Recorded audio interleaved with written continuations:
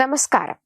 ബോളിവുഡിലെ പ്രമുഖ നടി വിദ്യാ ബാലൻ തന്റെ കരിയറിന്റെ തുടക്കകാലത്തും വ്യക്തിജീവിതത്തിലും നേരിടേണ്ടി വന്ന ചില മോശം അനുഭവങ്ങളെക്കുറിച്ച് തുറന്നു പറഞ്ഞത് വലിയ ചർച്ചയാവുകയാണ്. സിനിമാ ഷൂട്ടിങ്ങിനെ പലതരത്തിലുള്ള മോശം അനുഭവങ്ങളിലൂടെയും അഭിനേതാക്കൾ കടന്നു പോകാറുണ്ട്. സഹതാരങ്ങളിൽ നിന്നോ അണിയറ പ്രവർത്തകരിൽ നിന്നോ നേരിടേണ്ടി വന്ന മോശം പെരുമാറ്റത്തെക്കുറിച്ച് പിന്നീട് പലരും തുറന്നു പറഞ്ഞിട്ടുമുണ്ട്. അതുകൊണ്ട് തന്നെ നടിയുടെ ഈ തുറന്നു പറച്ചിൽ സോഷ്യൽ മീഡിയയിലടക്കം വലിയ കോളിളക്കം സൃഷ്ടിച്ചിരിക്കുകയാണ്.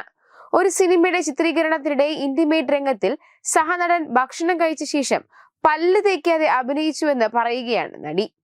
തനിക്ക് അതിൽ ബുദ്ധിമുട്ടുണ്ടെന്നും നടി പറയുന്നു. അദ്ദേഹം ചൈനീസ് ഭക്ഷണം കഴിച്ചിരുന്നു.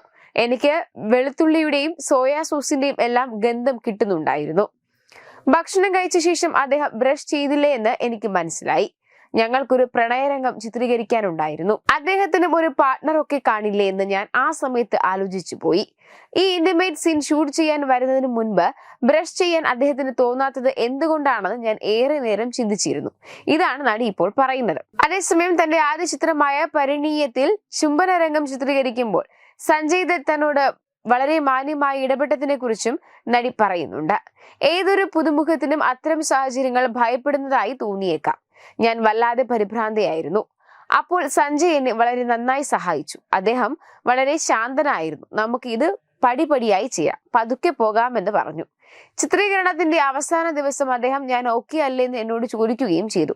അദ്ദേഹം എന്നെ ആലിംഗനം ചെയ്ത് നെറ്റിൽ ചുംബിച്ചിട്ടാണ് പോയത്. അദ്ദേഹത്തിനും ആ രംഗം ചിത്രീകരിക്കുമ്പോൾ ടെൻഷൻ ഉണ്ടായിരുന്നുവെന്ന് പറഞ്ഞു. അത് സത്യത്തിൽ എന്നെ ശാന്തമാക്കുന്നതിന് വേണ്ടിയായിരുന്നുവെന്ന് പിന്നീട് എനിക്ക് തോന്നിയിരുന്നു. സഞ്ജയ് ദത്തിനെ പോലെ ഒരാൾ അങ്ങനെ ചെയ്തതിൽ എനിക്ക് അത്ഭുതം തോന്നിയിരുന്നു. ഇതൊക്കെയാണ് നടി ഇപ്പോൾ പറയുന്നത്. എന്തായാലും ഈ ആരോപണം ഉന്നയിക്കുന്ന നടൻ ആരാണെന്ന് നടി വ്യക്തമാക്കുന്നില്ല. അതുകൊണ്ട് തന്നെ സോഷ്യൽ മീഡിയയിൽ പല ഊഹാപോഹങ്ങളും ഇപ്പോൾ നടക്കുന്നുമുണ്ട്.